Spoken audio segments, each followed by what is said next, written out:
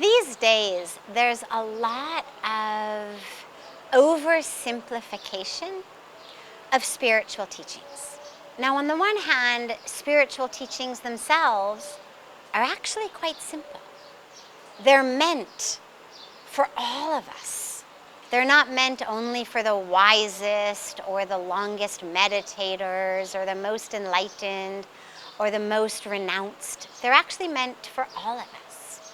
So they are simple, and yet these days we're seeing a lot of teachings being taken out of context and then kind of readapted to just suit our own desires, our own egos, our own wishes, our own rationalizations.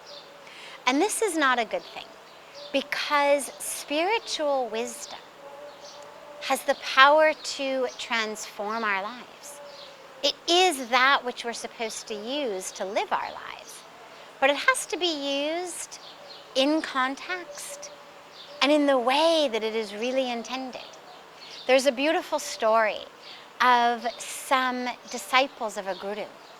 And the guru is teaching the disciples that everything is God.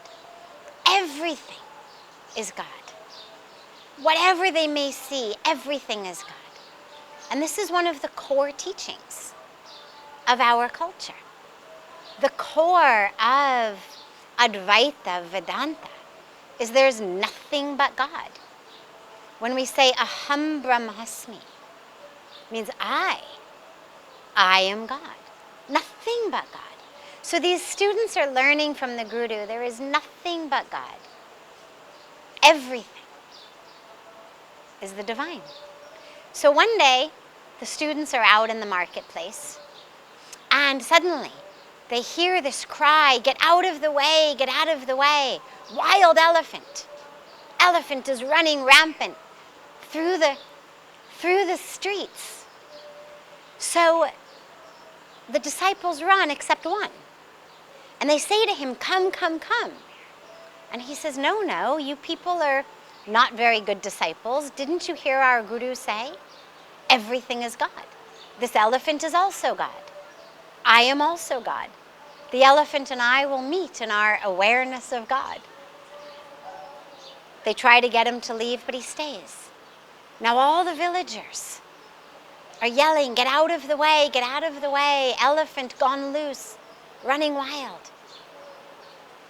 The man says, "No problem. He is also God. I am also God."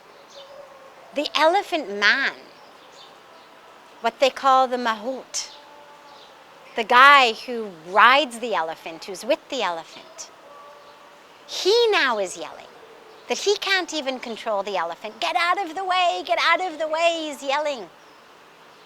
But this disciple decides, I am the only one who realizes the elephant is God. I'm also God. So he doesn't get out of the way. So the elephant comes, picks the disciple up in his trunk, wraps him in his trunk, picks him up, flings him hundreds of feet, throws him down. The poor disciple breaks basically every bone in his body.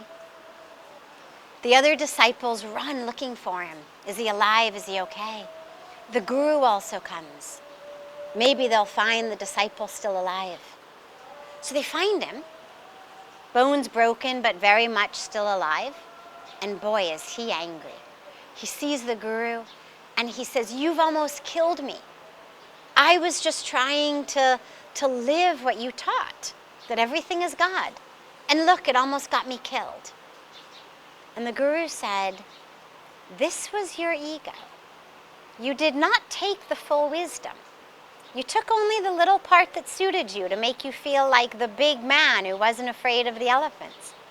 He said, "When I told you everything is God, why did you think that meant only you and the elephant? What about all the villagers telling you to get out of the way? What about the elephant man, the mahout, the guy who knows the elephant, telling you to get out of the way? Aren't they also God? But in your ego, you didn't take the full teaching. And this is what happens to so many of us, and where we get, metaphorically, we land on our backs, we land on our face, we get hurt, we suffer. Because we don't get the full depth of the teaching. So make sure that you're not just getting your spiritual teachings in memes or in 30-second bites, but that you're actually getting the context, the depth, the meaning, the implementation, how to live it in your life, and the true wisdom. Because that is simple, but sometimes it takes a little more than a meme.